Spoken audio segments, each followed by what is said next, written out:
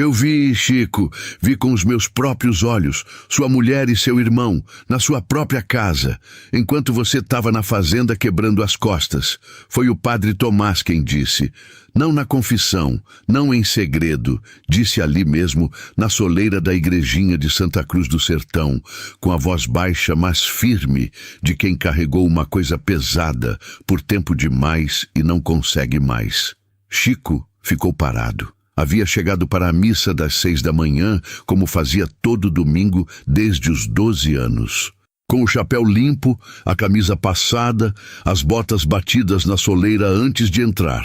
O mesmo homem de sempre, a mesma rotina de sempre. Mas o padre havia ficado na porta, esperando por ele especificamente. Quantas vezes a voz de Chico saiu de um lugar fundo, quieto, que o padre nunca havia ouvido antes. O padre fechou os olhos por um segundo. Faz tempo, Chico. Faz tempo que eu tô vendo e rezando para ter coragem de falar. O sino da igrejinha bateu às 6. Os primeiros fiéis começaram a subir a escadinha de pedra. O mundo ao redor continuou seu domingo normal. Criança correndo no terreiro, mulher com véu na cabeça, homem velho tirando o chapéu na porta. E Chico estava parado no meio de tudo aquilo, com a notícia mais pesada da sua vida, chegando num domingo de missa, dita pela boca de um padre, com o sino batendo em cima. O irmão, Regis, o único irmão que tinha no mundo, a esposa, Dalva, e mulher com quem havia dormido todo dia nos últimos 11 anos. Os dois, dentro da sua casa, com o dinheiro que ele havia ganho pagando o teto que os abrigava. Chico tirou o chapéu devagar, prendeu entre os dedos, olhou para o chão de pedra da soleira. "Obrigado, padre", disse, com uma calma que era mais dolorosa de ouvir do que qualquer grito, e entrou para a missa. Sentou no banco de sempre. Ficou com o chapéu no joelho e os olhos no altar durante a hora inteira sem ver nada. Porque por dentro já havia começado a montar o que ia fazer. Chico e Regis cresceram juntos no sítio Canudinho, filhos do seu Evaristo e de Dona Amélia. 2 homens moldados pela mesma terra vermelha, pelo mesmo sol do cerrado, pela mesma mesa com pouca comida e muito silêncio. Mas o mesmo barro não faz o mesmo tijolo. Chico havia saído do barro com uma fibra que a vida dura reconhece como honra. Levantava antes do galo, não reclamava do peso. Cumpria o que prometia e esperava o mesmo dos outros com uma ingenuidade que as pessoas de coração bom costumam carregar por tempo demais. Regis havia saído do mesmo barro com outro feitio. O de quem aprendeu cedo que o mundo tem o que o mais esperto pega antes do mais honesto perceber. Não era mau por natureza. O povo de Santa Cruz do Sertão dizia. Era fraco. Fraco de caráter, que é o pior tipo de fraqueza, porque se disfarça de charme. Quando o pai morreu, o sítio ficou dividido nos papéis. Chico ficou com a parte do roçado e da lida. Regis ficou com a parte administrativa. Cuidar dos papéis, das contas, do armazém da família que vendia mantimento para os vizinhos. Era uma divisão que parecia justa e que Chico havia aceitado sem questionar, porque era esse o tipo de homem que ele era.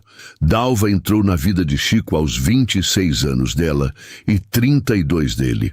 Mulher bonita, de sorriso fácil e jeito de quem não passou fome, mas também não desperdiçou. Filha de pequeno sitiante da região, havia crescido vendo o pai trabalhar duro e desenvolveu um respeito genuíno, ou o que Chico havia acreditado ser genuíno, pelo homem que transpirava de verdade.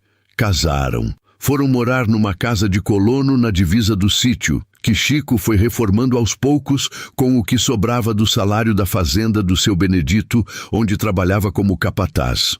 Regis ficou na casa da família, perto do armazém. Os 3 viviam perto, talvez perto demais. Chico não havia notado nada de diferente por muito tempo, porque não estava olhando para o irmão e a esposa com olho de desconfiança. Estava olhando para a cerca do pasto, para o gado, para o roçado, para as contas do final do mês. Era o tipo de homem que confia até ser ensinado a não confiar. O ensino veio de onde não esperava. Naquela manhã de domingo, Depois da missa, Chico foi para casa como se fosse dia normal. Dalva estava na cozinha, o almoço no fogo, o rádio baixinho na prateleira. Regis havia passado na véspera, como fazia toda semana, só para tomar um café e pegar o caderno de contas, dizia sempre. E Chico havia servido o café sem imaginar o que havia por baixo daquela visita semanal. Dalva o recebeu com o sorriso costumeiro. Perguntou como foi a missa. Serviu o prato. Chico sentou. Comeu. Respondeu com frases curtas. Por dentro, cada detalhe do cotidiano estava sendo revisitado. Cada vez que o irmão havia passado, cada tarde em que Dalva havia dito que ia à casa da vizinha e voltado mais tarde do que deveria, cada mensagem no celular que ela havia guardado antes que ele pudesse ver, não eram provas, eram sombras. Mas quando um padre te diz o que disse, as sombras ficam com forma. Depois do almoço, Chico foi para o galpão. Ficou ali sozinho por 1 hora, sentado no tronco de madeira, olhando para o roçado lá fora.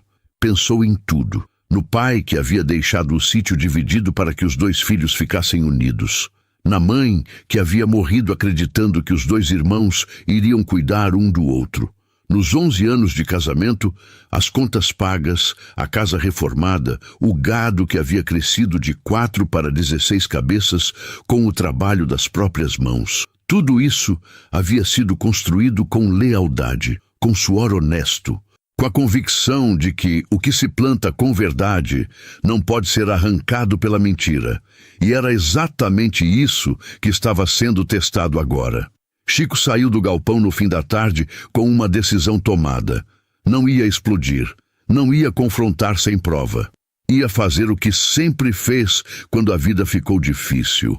Ia trabalhar o problema com paciência, com método, com aquela teimosia silenciosa que é a única herança que o Cerrado passa de pai para filho sem precisar de papel. Mas precisava de um aliado. Alguém de fora que enxergasse o que ele estava perto demais para enxergar com clareza. Pegou o celular, procurou o número do Dr. Cláudio, advogado do município vizinho que havia ajudado o seu Benedito numa questão de herança 2 anos atrás. Homem sério, discreto, de palavra firme, a mensagem que mandou era curta. Preciso conversar sobre o sítio, sobre o armazém, sobre os papéis que meu irmão cuida. Pode ser amanhã cedo? O doutor respondeu em 10 minutos. Pode vir às 7. Chico guardou o celular no bolso da camisa e foi dormir do lado da esposa como se nada tivesse mudado. Porque o homem que vai construir a verdade não pode deixar a mentira saber que foi descoberta antes da hora. O doutor Cláudio era homem de mesa organizada e perguntas diretas. Chico chegou às 7 em ponto, chapéu na mão, e contou tudo em ordem. O sítio herdado, a divisão com o irmão, o armazém que Regis administrava, o que o padre havia dito, as sombras que havia guardado sem nomear. O advogado ouviu sem interromper. Ao final, pousou a caneta na mesa e perguntou: "Você sabe o que está no contrato de divisão do sítio? Já leu o documento completo?" Chico ficou quieto por um segundo. "Eu assinei, mas na época eu confiei no Regis que tinha lido direito." O doutor fechou os olhos por um momento que durou tempo demais para ser neutro. "Preciso ver esse contrato", disse, abrindo a gaveta para pegar um formulário. "Antes de qualquer coisa sobre a questão do casamento, preciso ver o que seu irmão fez com o papel do sítio." Chico foi em casa, abriu o armário da sala onde guardava os documentos importantes, a pasta marrom de papelão que havia herdado do pai junto com a terra, e encontrou o que esperava encontrar no lugar onde sempre estava. Mas quando abriu a pasta, percebeu que faltava um documento. O contrato de divisão original, com as assinaturas de ambos e o reconhecimento do cartório, não estava lá. Havia uma cópia, mas a cópia não tinha o verso completo, faltava a última página, onde ficavam as cláusulas de administração do armazém e os percentuais de lucro que caberiam a cada irmão. Chico ficou parado olhando para aquela pasta por um longo momento. Então, pegou a cópia incompleta, colocou no bolso e foi para o município vizinho.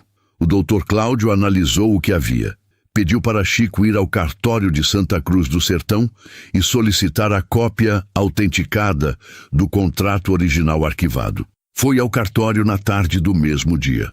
A escrivã, Dona Perpétua, mulher de 60 anos que conhecia cada papel que havia passado por aquele cartório desde antes de Chico nascer, olhou para o pedido, foi até o arquivo, voltou com uma expressão diferente. Chico, disse com a voz baixa de quem quer ajudar, mas está desconfortável. Esse contrato passou por uma alteração 3 anos atrás. Uma retificação de cláusula. Uma pausa. Assinada pelos dois. Pelos dois? Pelo seu Regis e por você. Tem sua assinatura aqui. Chico pediu para ver. Olhou para a assinatura. Ficou olhando por tempo demais. Eu nunca assinei isso, disse, com a voz quieta. Dona Perpétua desviou o olhar. Eu só registrei o que chegou aqui com reconhecimento de firma, Chico. Ele tirou uma foto do documento com o celular. Agradeceu a Dona Perpétua e saiu. Do lado de fora do cartório, parado na calçada com o sol do meio-dia batendo na nuca, Chico entendeu a dimensão do que estava diante dele. Não era só traição de cama, era traição de sangue, de papel, de herança. O irmão havia forjado sua assinatura num documento de retificação contratual, provavelmente alterando os percentuais do armazém para favorecer a si mesmo, e havia feito isso 3 anos atrás, quando Chico estava mais fundo na lida da fazenda e mais distraído do que nunca. E Dalva sabia. Chico tinha certeza agora, não por prova ainda, mas porque tudo se encaixava. O irmão frequentando a casa toda semana, a esposa nunca questionando, nunca estranhando, nunca dizendo nada sobre as contas do armazém que deveriam render mais do que rendiam. Os dois protegendo um segredo que era, ao mesmo tempo, traição de cama e traição de papel. Mandou foto do documento ao Dr. Cláudio com uma mensagem. Nunca assinei isso. O que faço?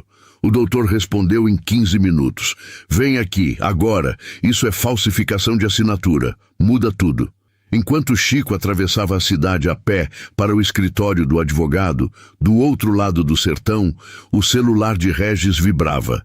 Era Dalva ligando, com a voz urgente, porque a prima dela trabalhava no cartório e havia ligado avisando que Chico tinha ido lá pedir o contrato. Regis atendeu na segunda chamada. Ele sabe, disse Dalva, sem preâmbulo. Regis ficou em silêncio por um momento. O quanto ele sabe? Eu não sei, mas ele foi ao cartório. Outro silêncio. Deixa comigo, disse Regis. Eu falo com ele antes que ele fale com o advogado. Mas era tarde. Chico já estava sentado na cadeira da frente do Dr. Cláudio, com a foto do documento na tela do celular e a expressão de homem que entendeu o tabuleiro inteiro de uma vez. O Dr. Cláudio passou 2 dias analisando a documentação. Pediu a Chico que conseguisse qualquer papel com a assinatura original dele. Contratos de trabalho, recibos, qualquer coisa com firma reconhecida em data anterior à retificação.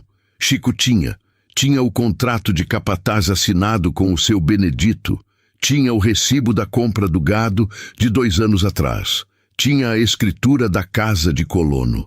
Levou tudo. O perito grafotécnico que o doutor contratou no município vizinho não demorou. Era trabalho simples para olho treinado. O laudo saiu em 4 dias. As assinaturas constantes no documento de retificação contratual, datado de 3 anos atrás, apresentam divergências estruturais significativas em relação às assinaturas originais do requerente, indicando alta probabilidade de falsificação. Chico leu o laudo 2 vezes, dobrou, guardou no bolso. Naquela tarde, Regis apareceu no sítio. Veio com o jeito de quem quer parecer tranquilo e não está conseguindo. Camisa nova, cabelo penteado, o tipo de cuidado na aparência que homem só tem quando vai fazer algo que sabe que é difícil. Chico estava consertando a cerca do pasto quando o irmão chegou pela porteira. Ficou de pé, com o arame na mão, esperando. Regis parou a 2 metros. Ficou olhando para o irmão com um olhar que tinha várias camadas: culpa, medo e, por baixo de tudo, uma arrogância antiga que a situação ainda não havia conseguido apagar de vez. Eu sei que você foi ao cartório, começou. Eu sei que você falsificou minha assinatura. Chico respondeu sem alterar o tom. Regis ficou quieto. Chico, deixa eu explicar. Você vai explicar no cartório, com advogado e perito grafotécnico do lado. Chico voltou para a cerca, puxou o arame, testou a tensão. Hoje não é esse dia. Eu sou seu irmão. A mão de Chico parou no arame. Ficou um momento quieto, de costas para o irmão. Você era, disse, sem se virar. Vai embora, Regis. Regis ficou parado por um momento que parecia longo. Depois foi embora pelo caminho de terra, sem dizer mais nada, com os ombros caídos e o passo de quem sabe que o chão sumiu. Naquela noite, foi a virada que Chico não havia planejado. Dalva foi até o galpão. Era tarde. Ele havia ficado trabalhando depois do escurecer, por não ter conseguido ficar dentro de casa com ela. Ela chegou com a lamparina na mão, parou na porta, ficou olhando para ele por um momento. Ele não disse nada. Esperou. Eu sei que você descobriu tudo, ela disse com a voz sem defesa, sem o tom ensaiado que Chico havia esperado encontrar. Era a voz de mulher exausta de carregar. Sobre o Regis e sobre o papel. E sobre você e o Regis, ele disse. Ela fechou os olhos. Não negou. Quanto tempo? A pergunta saiu direta. 2 anos. Chico assentiu devagar. 2 anos. O mesmo período em que o armazém havia começado a render menos. O mesmo período em que Regis havia aparecido mais vezes na casa durante a semana.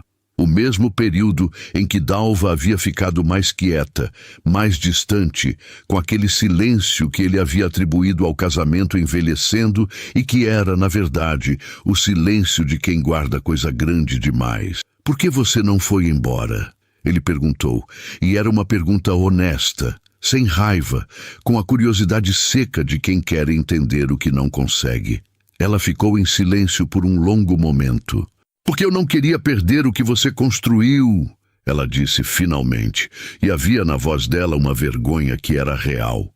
Eu sabia que se eu fosse, ia sair sem nada, e fui covarde de ficar. Chico olhou para ela por um longo momento. Você vai sair com o que é seu, disse.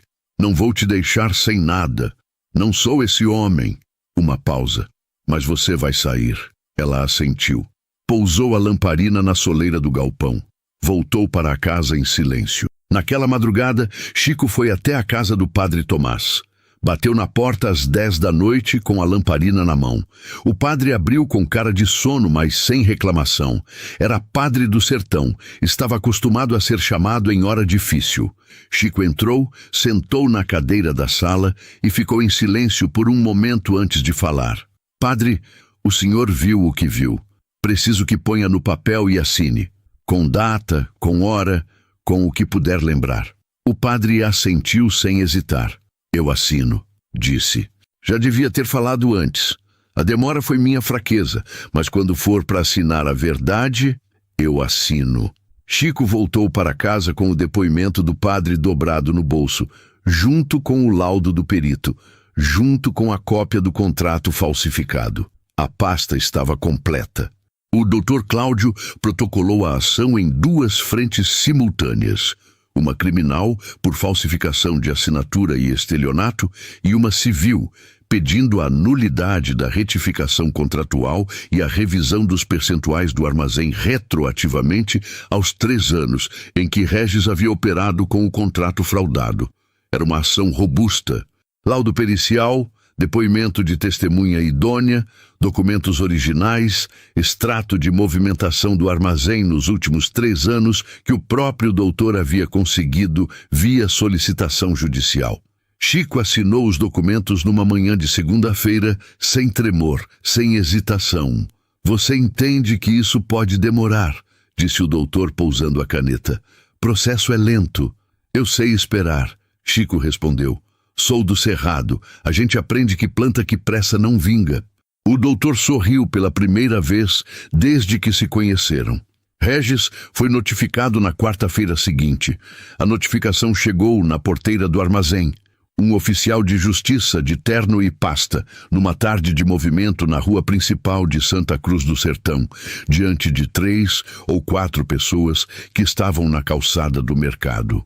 Santa Cruz do Sertão era pequena o suficiente para que uma notificação judicial na porteira do armazém fosse comentada de uma ponta à outra do comércio antes do fim do dia.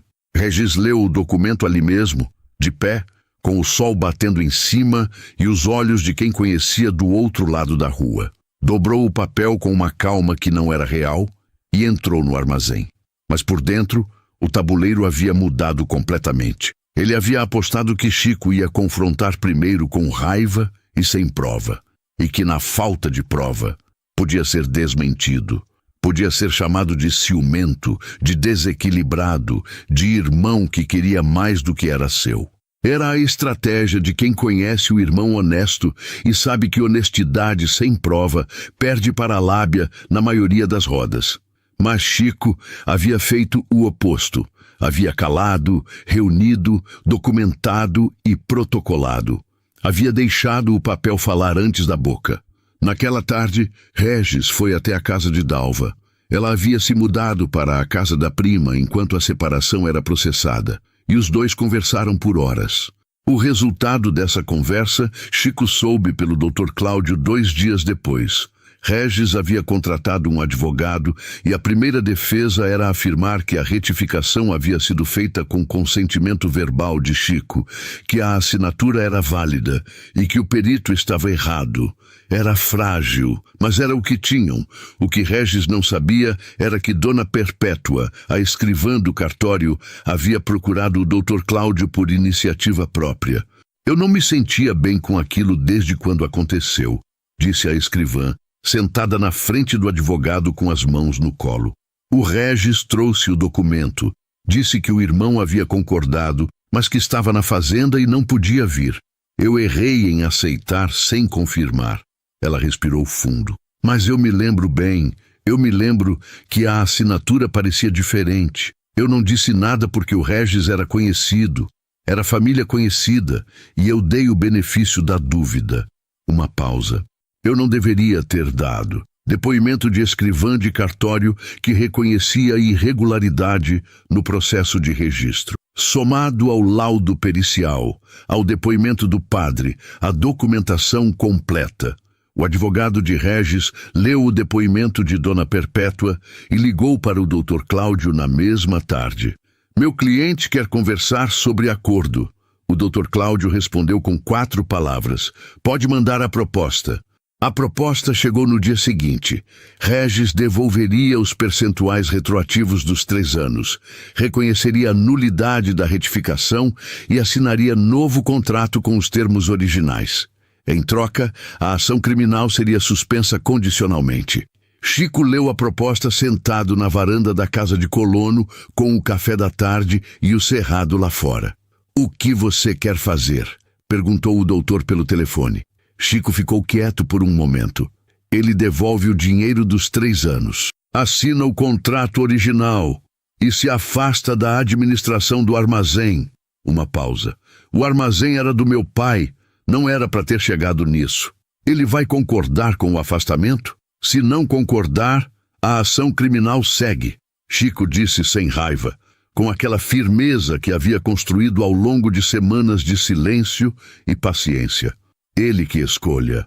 Regis concordou com tudo. O acordo foi assinado num sábado de manhã no cartório de Santa Cruz do Sertão, com os 2 advogados presentes e Dona Perpétua atrás do balcão como testemunha oficial.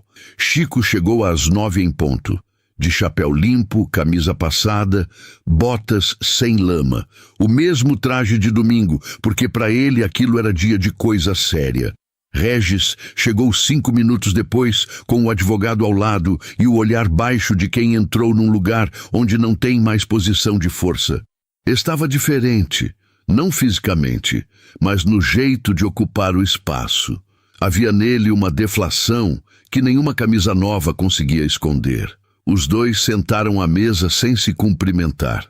O Dr. Cláudio leu cada cláusula em voz alta, devagar, com a clareza de quem quer que cada palavra fique registrada na memória de todos os presentes, além do papel. Devolução dos percentuais retroativos. Valor calculado com base nos extratos dos 3 anos, corrigido. Reconhecimento formal da nulidade da retificação. Restabelecimento do contrato original de divisão do sítio com os termos que o pai havia deixado. Afastamento de Regis da administração do armazém com transferência da gestão para Chico ou o representante que ele indicasse. Quando o advogado de Regis terminou de conferir a última cláusula e acenou com a cabeça, Regis pegou a caneta. Ficou um momento com a caneta na mão, olhando para o papel. Então, olhou para Chico. Era a primeira vez que os dois se encaravam desde aquela tarde na cerca do pasto. E havia, no olhar do irmão, algo que Chico não havia esperado encontrar. Não a arrogância antiga, não a defesa calculada. Era outra coisa. Era vergonha verdadeira. O tipo de vergonha que não tem como fingir porque sobe do lugar onde a consciência mora quando ainda está viva. Chico sustentou o olhar. Não havia triunfo no seu rosto. Havia somente a dignidade quieta de homem que foi até o fim do caminho certo e chegou onde precisava chegar. Regis assinou. Depois de todos os documentos assinados, reconhecidos e carimbados, Dona Perpétua fechou o livro de registros com aquele som seco e definitivo de cartório. Levantou, olhou para Chico por cima dos óculos. Seu pai seria orgulhoso, disse, simplesmente. Chico assentiu. Não disse nada. Do lado de fora do cartório, na calçada de Santa Cruz do Sertão, o sábado acontecia normalmente. Feira aberta, gente passando, criança na bicicleta, cheiro de pão da padaria da esquina. O mundo seguia seu ritmo de interior, como se nada de especial tivesse acontecido ali dentro. Mas havia gente que sabia. Sempre há, no interior. O seu Benedito, o patrão da fazenda, soube ainda antes do almoço. O filho dele tinha ido ao cartório resolver outra coisa e tinha visto Chico chegando. Mandou uma mensagem curta. Conte comigo no que precisar. O padre Tomás soube no fim da tarde, quando a prima de Dona Perpétua passou pela igrejinha para acender a vela de promessa e contou o que havia visto. Ele fez o sinal da cruz e foi rezar uma Ave Maria de agradecimento. E Regis foi embora de Santa Cruz do Sertão naquele mesmo fim de semana. Não foi embora de forma dramática, não havia cena, não havia confronto público. Foi embora com as malas no carro, de manhã cedo, pela estrada de terra sem despedida. O povo do interior não precisa de despedida para entender quando alguém vai e não volta. É um tipo de silêncio que o lugar inteiro reconhece. A separação de Chico e Dalva foi processada em cartório nas semanas seguintes, com a mesma objetividade silenciosa que havia marcado tudo desde o domingo da missa. Dalva saiu com o que era dela. As roupas, os pertences pessoais, a máquina de costura que havia trazido da casa do pai, o baú de madeira da avó, coisas que tinham história própria, que não dependiam de Chico para existir. Ele não disputou nada. Havia prometido que ela não sairia sem nada, e manteve. Ela foi morar com a prima no município vizinho. Antes de ir, numa tarde que Chico não havia esperado, ela parou na porta da cozinha com a última caixa nas mãos e disse: "Você foi o homem mais honesto que eu conheci."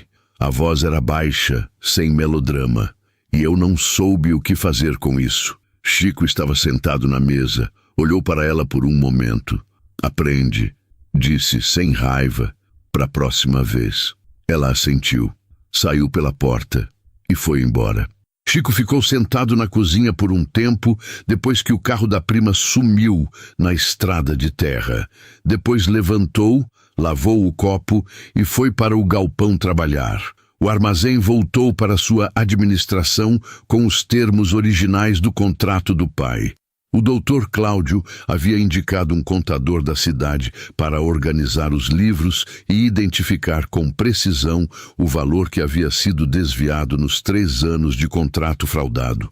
O número não era pequeno, suficiente para cobrir as reformas da casa de colono e ainda montar uma reserva para o primeiro plantio próprio que Chico havia começado a planejar. O seu Benedito não só manteve o emprego de capataz, como ampliou as responsabilidades, com Chico agora cuidando também da gestão do gado, com participação nos resultados. Era um reconhecimento antigo, que o patrão havia adiado por inércia e que a situação toda havia, de algum jeito torto, acelerado. Dona Perpétua passou pelo armazém numa manhã de terça-feira, com a lista de compras na mão, e encontrou Chico atrás do balcão, organizando as prateleiras. Ficou parada na entrada por um segundo. "Tá bem aqui", disse ela, olhando para o armazém, com aquele jeito de quem conhece o lugar desde sempre, do jeito que seu pai deixava. "Eu aprendi com ele", Chico respondeu. Ela fez as compras, pagou e antes de sair virou-se. "Eu me arrependo de não ter barrado aquilo na época. Devia ter pedido confirmação sua." "Já passou, Dona Perpétua", Chico disse com a voz serena. "O que importa é como fica daqui para frente." Dezembro chegou com o cerrado em festa. As chuvas de verão abrindo o roçado, o capim alto, o gado gordo no pasto, o cheiro de terra molhada, que é o melhor cheiro que o interior do Brasil produz quando quer. Chico acordou antes do galo, fez o fogo, botou o café. Ficou na varanda ouvindo a chuva miúda antes do amanhecer, como fazia nos bons dias e nos dias difíceis, porque a rotina é o que segura o homem do campo quando o resto balança. A casa estava em ordem. A cozinha, a sala, o galpão, o roçado, tudo organizado com aquele capricho silencioso de quem cuida do que é seu porque sabe o que custou. No armazém, as contas batiam.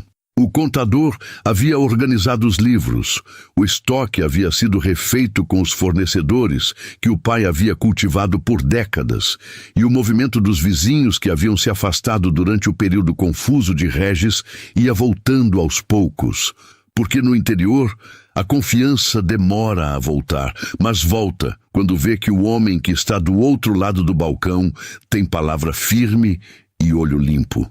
Zé da Anta, vizinho de sítio que havia parado de comprar no armazém havia 2 anos, sem dar explicação, apareceu numa manhã com a lista de mantimento na mão e o chapéu rodando entre os dedos, no jeito de quem está um pouco envergonhado, mas não vai deixar o envergonhamento impedir o que é certo.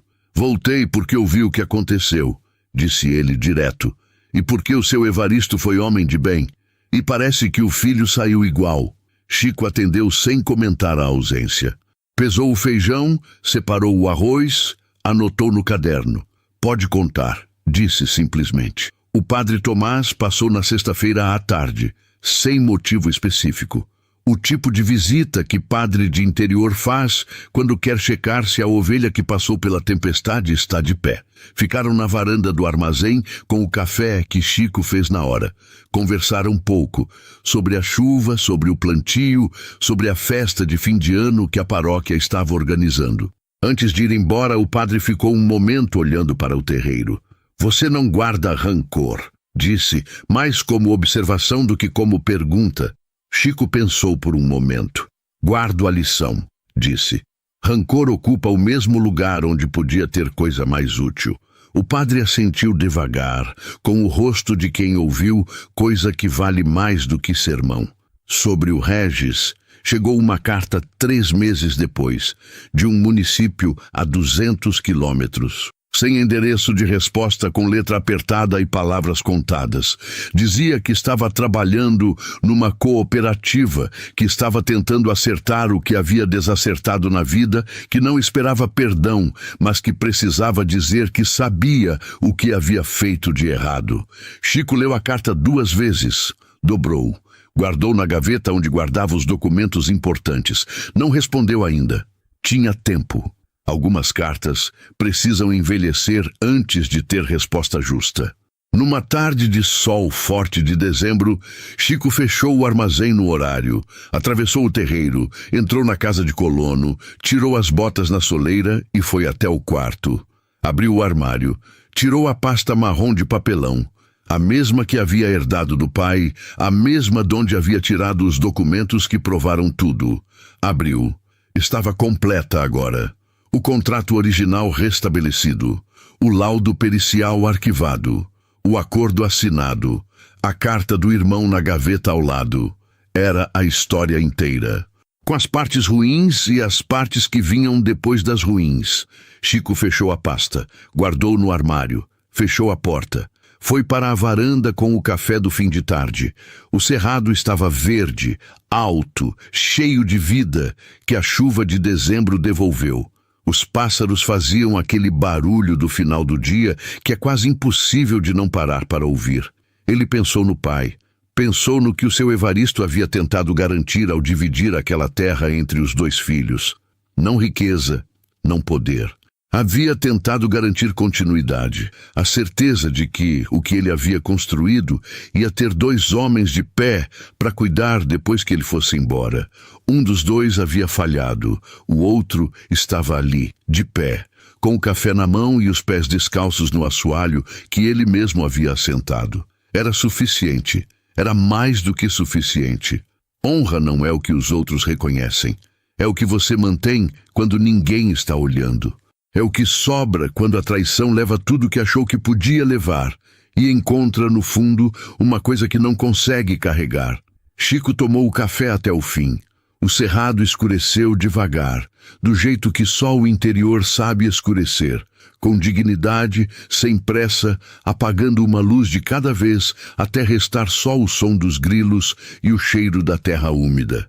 E ele ficou ali até o último clarão sumir, inteiro. Se essa história tocou seu coração, deixa o like e se inscreve no canal para não perder as próximas. E conta pra gente nos comentários de onde você está assistindo nossas histórias.